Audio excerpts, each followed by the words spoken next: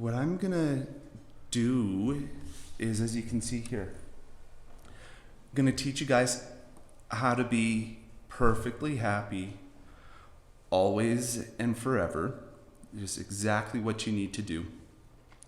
And if we don't achieve that, maybe you'll learn something. And if we don't achieve that, maybe you can have fun with your friends or something. I want to introduce you first to Captain Sano, that guy up there. So he is a corporate image. So let me tell you about this guy. So I had this guy designed and created because I wanted to have a mascot, of like perfect mental health. And with the artist, I kept saying, okay, no, like I want his, I want his head to be bigger, like, and help, a real big brain, And then he's just looking like Megamind, and just like he's looking like weird. So he's like, oh, if we put a helmet on him, then it looks like a bigger brain. I was like, okay, we'll do that.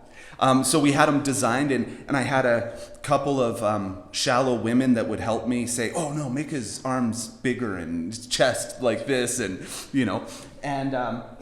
and because if we create something fictional, then he can be like perfect in mental health, and that's what the example can be. So you'll see him throughout the evening tonight, and pop his head up every once in a while. And then underneath him, that's Blake, and I'm Blake.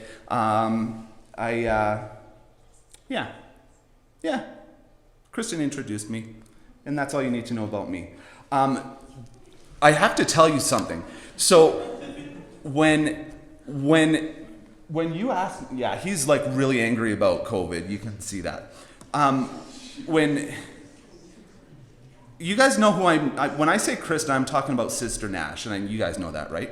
So this is what happened. So last summer, in my ward, I live in Mahogany Ward, if anybody cares, and I was asked to be in charge of an activity for the youth, and I was just like, I got to do something like so good for them, like what's this going to be? And it's like I prayed hard about it, and what should we talk about? What should we do? And I was like, what's like the best thing we, and I thought, let's just talk about like giving each other love and gratitude. And then we just like played dodgeball, and just that ball is just love, and just give it to them, So that's what we did for the activity. And, we talked about love and gratitude, and then we did the activity. And then a little while later, someone in the ward asked, hey, we're having a stake youth conference. Can you talk to the youth there?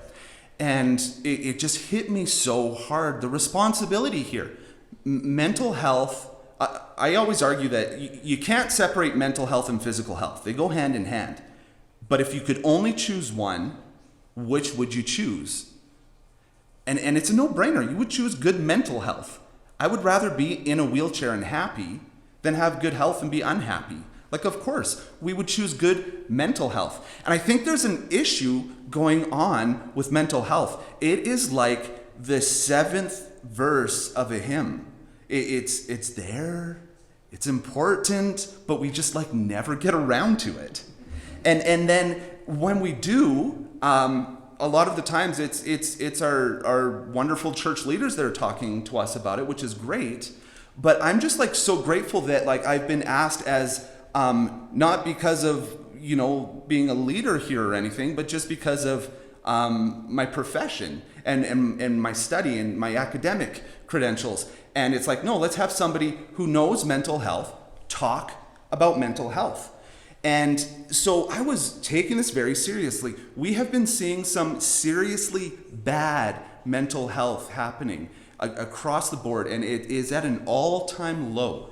And we're not sure about all the reasons why, but we do know some of the reasons. And first year of COVID, this is what happened.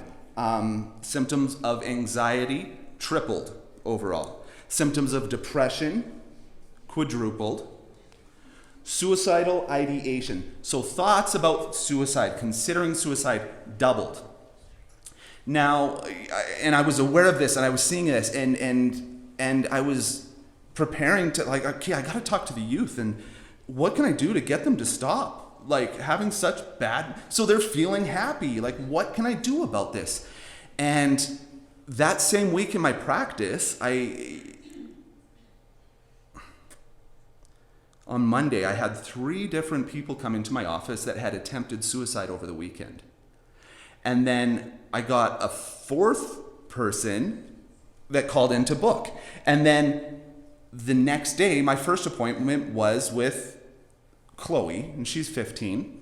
And her mom said she just found her. She had put on her best Sunday dress, got her hair all done, put up her makeup, wrote a note to her friend who's on this autism spectrum, because she thought he's not going to clue into these clues I'm leaving in this note.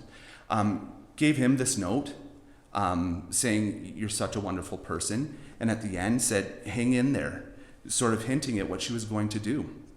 And this boy's mom thought it was such a nice note. He shared it with his mom, and his mom's like, I think there's something going on. So they called her mom and found Chloe just in time, called the ambulance, took her in, and then, so here I am, just one after another. Mental health has just been so bad. And I'm thinking, okay, this weekend I'm speaking to the youth of the state, like, what can I do? And I was praying so hard. I'm getting emotional thinking about this, because I just feel like I want to do something to help. And I'm not joking. I set apart 3 hours of my morning to focus on this specifically. And as I was praying, the phone rang, and it was Sister Kristen Nash saying, Blake Osmus, I think we have a problem. I think people are suffering here.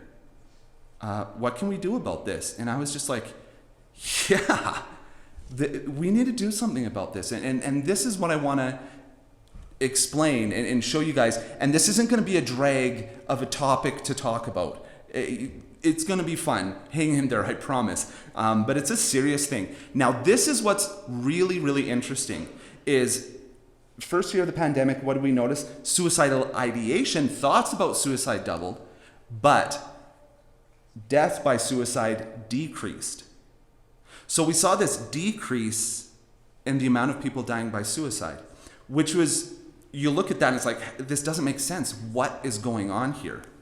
And Matt Brown, so this is a friend of, this is a cool dude. So he is Dr. Matt Brown. He's the mental health coach for the Calgary Flames.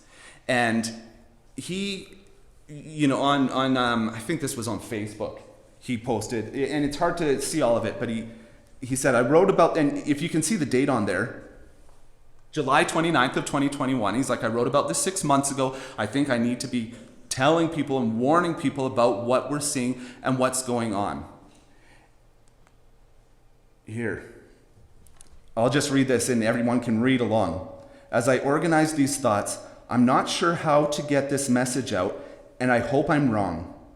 My intent is not to be alarmist, but rather to prepare proactively for a mental illness wave that might arrive shortly after the pandemic reaction.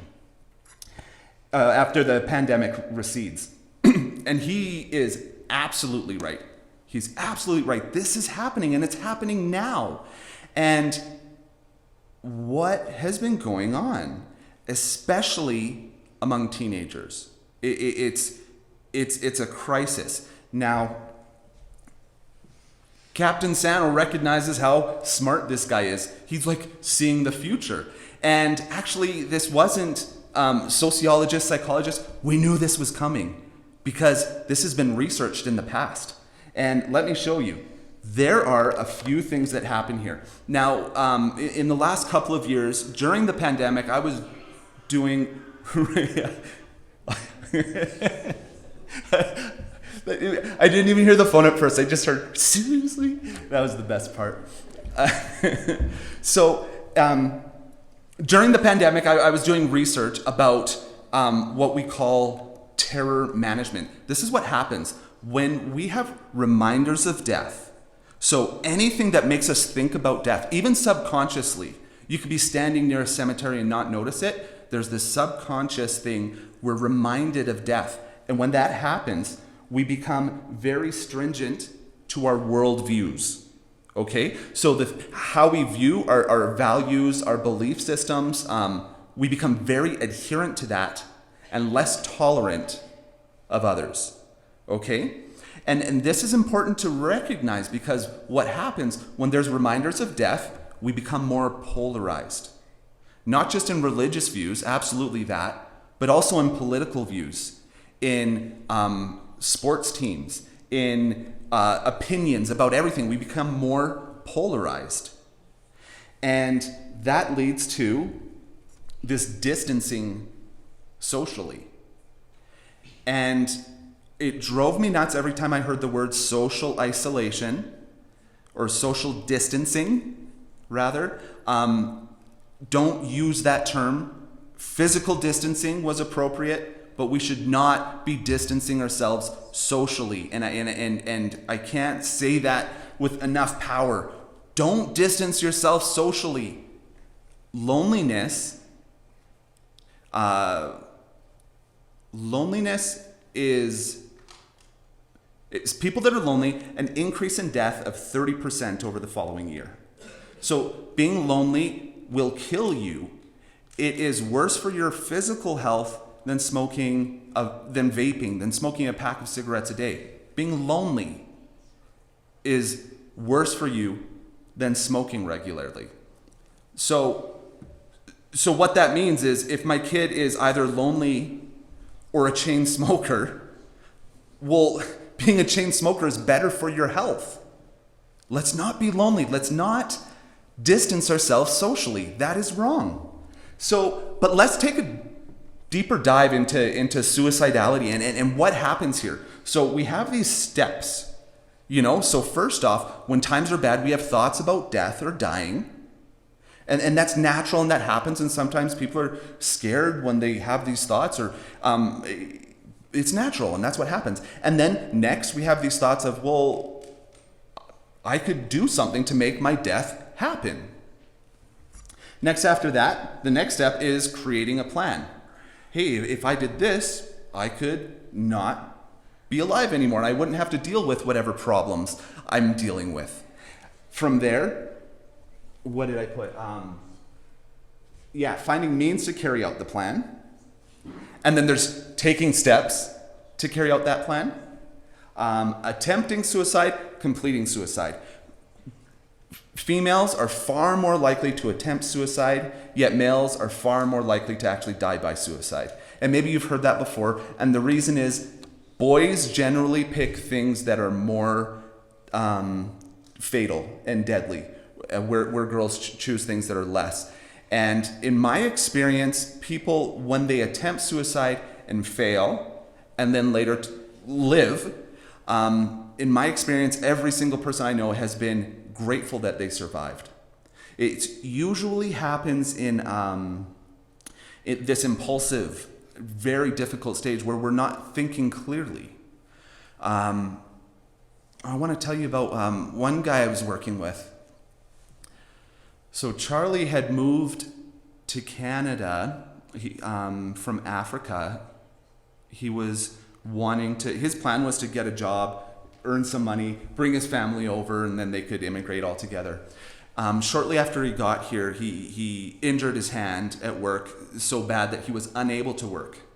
So then what happened is, because he couldn't work, he had insurance that would pay him a little bit and paid for treatments and things like that, but now he's sort of stuck here.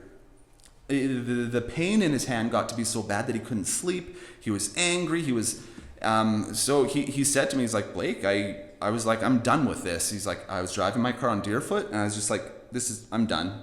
And he just put the pedal to the metal, and he said, and I watched as it went to 120 to 140. He's like, I knew a bridge was coming up, and I could just smash into that. It would be over. 160, 180. He's like, I felt my heart pounding. And he's like, and I kind of like that. And he's like, as I was reaching 200 kilometers, my phone rang. And he looks down, and it's his son calling from Africa. So he's like, well, I can't not answer this phone call. And he's like, I'm not kidding you, Blake. What he said was, hey, Daddy, are you okay right now? I miss you, and when can I see you again? So he pulls over and is just like, how did I get this far? How did I forget about the good things in my life? There are good things going on in life, but when things are bad, we don't recognize them. We don't think about them. This is, if you can see the graphs in the top right, this is what happened in a pandemic 1980 to 1920. And you can see in the grayed out area, you can see where the suicide rates drop at first and then start to pick up. What's interesting, if you look a little before that, the suicide rate started to drop before that, around the end of 1914. And do you guys know what was going on then? World War I. Yeah, so World War I was happening. We see the suicide rate decrease. This pandemic comes, we see the suicide rate decrease. But hang on, we see quadrupling of depression, we see tripling of anxiety, we see double of suicidal ideation, thoughts and thinking about suicide, yet we see the suicide rate dropping. Now, what these researchers think is going on is what they call social cohesion. We rally together in these difficult times, and there's the boogeyman, there's the pandemic, and we all gather together to fight against something. Now, that's where we see the suicide rate decreasing. But interestingly, as it progresses and it goes along, these reminders of death cause us to become more socially isolated, more stringent to our own beliefs, less stringent to others. We become more polarized in our views. We separate ourselves, and that's what's going on now. It's this separation, this social separation that's happening, where we're seeing the suicide rate increasing. Okay, so what can we do about this? Social cohesion, or the pulling together effect. This is what we have to do. Now, on top of the pandemic and all of this stuff that I've been talking about that's going on, there's something different, very different about this generation that is growing faster that we hadn't seen before, and it's people identifying as homosexual and transgender. And we're seeing this happening a lot more as well. And what you guys are faced with now is quite unique in its, well, there's a lot more exploration of this, and it's, well, who am I? How do I identify? What are the pronouns that I'm comfortable with? But not only that, well, if I choose this way, what's this going to mean for my relationship with my family? Will I fit in at church? What would this mean? What does God think about these things? These are really, really intense and difficult things that are going on now, which we didn't see happening nearly as much before. This is incredibly difficult times. And the questions that come up is, do I belong? Do I fit in? And do people like me?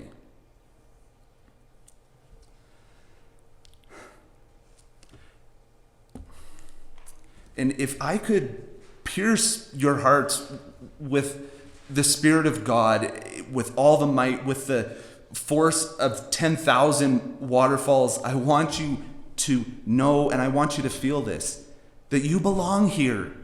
You fit in. No matter who you are, in the one fold of Christ. You belong. And not only that, we need you. God needs you to make his plan work, because there's so many other people that are suffering right now. And you might be thinking, well, how am I supposed to be the one that helps with this social cohesion when, I'm struggling with that myself? There's research about this. So kind of like a speed dating thing, where there's this group of 50 people and you cycle around, and you spend a minute with each person and say, hi, I'm Blake and I like this and that, and tell me about yourself for 1 minute. And then after the minute, you turn around, how much do I like this person on a scale of 1 to 10? Which is kind of fun. I love judging people. And then how much do I think they liked me on a scale of 1 to 10, right? So what we found out from this research is we as humans are really bad at guessing correctly. We are so bad at it. We're always underestimating how much people actually like us. And the other interesting thing is when we assume that people like us, we act differently in a more likable manner. So if we're assuming that people like us, we become even more likable. Even more than where we were before. But generally speaking, we're very likable. People like you. Even if you're thinking nobody really does. Well, you're wrong. Like the science proves otherwise. I want to tell you about another study. This one was kind of neat. So this is the longest standing study on human psychology. It was started over 70 years ago at Harvard. And what they did is they were studying everything they could about, how many was it? I have it up there, 724 men. And because back then they only studied men, okay? Like, yeah, they were sexist. And we get that now, but they didn't then. They thought it was how you study people, is you study men. And not men, but boys, like from childhood. And they every 2 years they would meet with them and they would ask them questions and all throughout their entire life, and it's still going on today. And they would look at how happy they were, how much money they made, what they do for jobs, what their life was like, what they eat for dinner, everything you can think of. And with all of this research collected over decades and decades and decades, this was super interesting. What they found, okay, what is the number one thing, the best predictor of how happy somebody is? Or the best quality of life, the number one thing you can do, it was related to the quality of the close relationships in their life. So you pick 4 or 5 people that you're close to. What's that relationship like? How good are those relationships? That is the biggest predictor of how happy you're going to be in your life. That's a bigger predictor than anything else you can come up with. And number 2, what's the quality of your relationship with everybody else around you? So when you're walking around at school, do you smile at people or do you keep your head down? Do you talk to friends? Like, this is a bigger predictor of how happy you're going to be than anything else. Then they looked at number 2, how long do people live? And this blew my mind. The biggest predictor of how long somebody lives was the same thing. So the quality of your relationships is more important than if you're a drug addict. It's more important than if you exercise. It's more important than school. Prioritize your social lives. Prioritize it. You want these relationships to be good. And not just among your friends, with your parents. What is the quality of that relationship? And what can I do to make that better? Because that's going to make my life longer and better. So have you guys heard about how members of the church live a lot longer? Have you guys heard about that study? Have you ever heard of MODAR? Have you guys heard of MODAR? Mormon Radar? So there's like legit scientific empirical research that they did. Because you know how it is when you're like, you know, it's like that YouTuber, they've got to be members. They've got to, I know. And it's like, oh, was that a temple in the background there? Or, you know, somebody on like America's Got Talent, it's like, they're from Utah, I know it, I can feel it, you know? And it's like, they've got to be. Or you're on vacation in some weird Tanzania and you see a family walk by and you're like, they're wearing garments, I can tell. You know? Like, we think we can pick these people out with our MODAR. Ends up like they researched it and it's true. It's true. Members of the church are better than others at picking out other members of the church. Okay? Be careful there. In this, yeah, you know what I'm saying. So this is what they did. They take pictures of other members of the church and then they would narrow it down. It's like, now look at that picture there. Do you guys think that guy is a member of the church? Do you think he's a member of the church? And they would show and to some people they would show just his eyes or just his mouth or just his, and it was crazy. What they narrowed it down to was a little piece of his cheek, a little piece of someone's cheek. And from there, members of the church We're able to identify other members of the church better than just by chance. And it's like, how is this happening? What is going on? What is it about crazy Mormons that they can see crazy Mormons by a piece of their cheek? And it's not a race thing, it's like, but we're able to do that. And how do they do that? Well, this is what they found out. This is what they believe, because it's not totally understood. But from a picture of a piece of someone's cheek, you're like, oh yeah, definitely active member. He's probably a bishop. How do we do this? How do we know this? It was super interesting. The only thing that they could find that would be different from members versus non-members was the skin looked healthier. That's the only thing that they could find. The skin looked healthier. And in the research, they said, well, we think some of this has to do with the word of wisdom that we follow and we live healthy lives. Well, other research is saying what's even a better predictor than the word of wisdom of how healthy we are, the social interactions that we have. We have seminary every morning, and then like you were saying, we got to see it twice today, and we have activities, and we have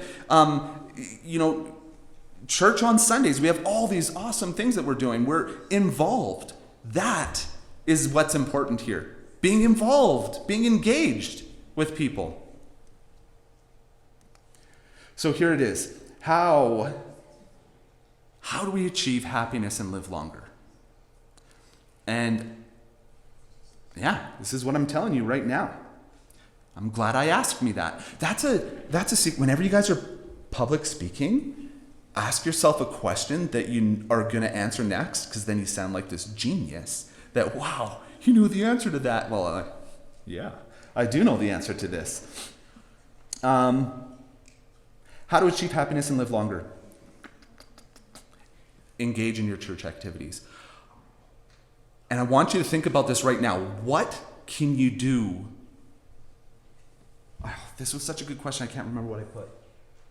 What can I do to be more engaged in seminary, in my activities, in Sunday school? What can I do to be more engaged in these things? And think about it. What can you do? Whatever it is you're seeing, prioritize that. Don't let anything stop you. Prioritize that. That's more important than what your diet is. It's more important than if you're doing drugs. It's more important for your health. It's more important than what you have for dinner or if you're exercising. This is more important. So let's prioritize it. Improve your relationship. So think on a scale of 1 to 10. What's your relationship with your parents like? On a scale of 1 to 10, with 10 being it could not improve, and 1 being it could not get worse. Okay, where is it? And what can I do about that? Prioritize this in your life. This is what's going to make you happier and healthier.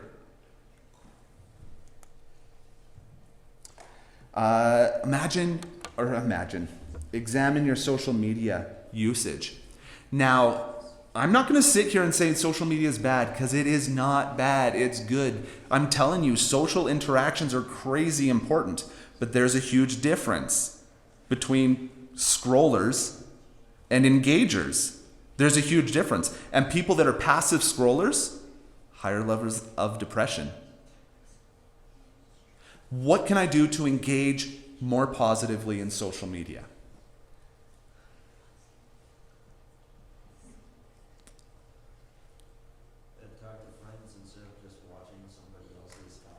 Thank you. That's exactly right. Talk to people. Yeah. Put a like. And more than a like, say, I liked this. Comment. And then when you see them IRL, be like, I liked that. Talk to people. Engage. Let's look at how you're engaging in your social media. And what can I do more to improve on that?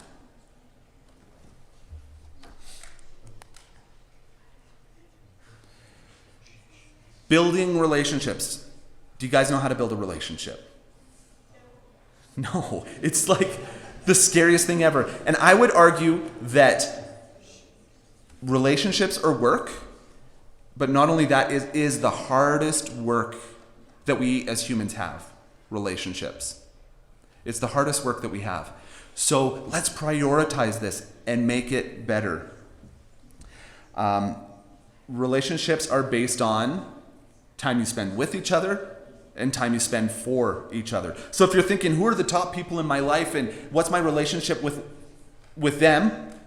Friends, like your besties, your parents, your cousins, whoever it is. You think, if I needed something right at this minute, who would I call to help? How's my relationship with that person?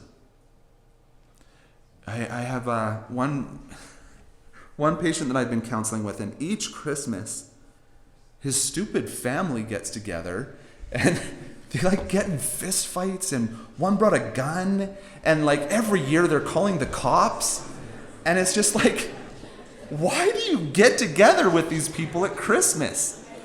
Why do you keep doing this? It blows my mind. But do you know what? This is what we do. When it comes to family, this is what we end up doing. So when it comes to your family, figure it out and make it work. What can I do to improve the relationships in my family?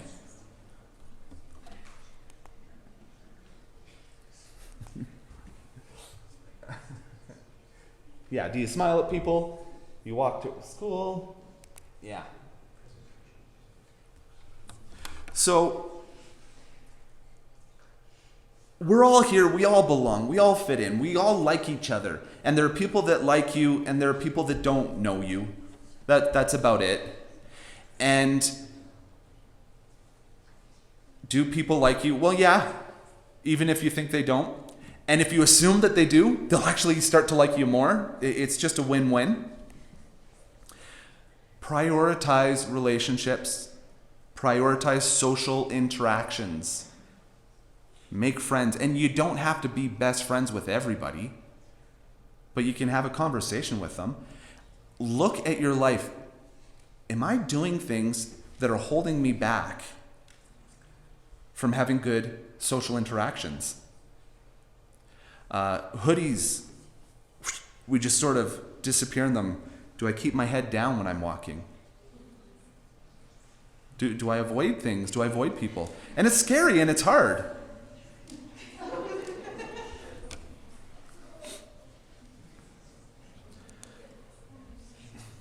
And you can see what I put here.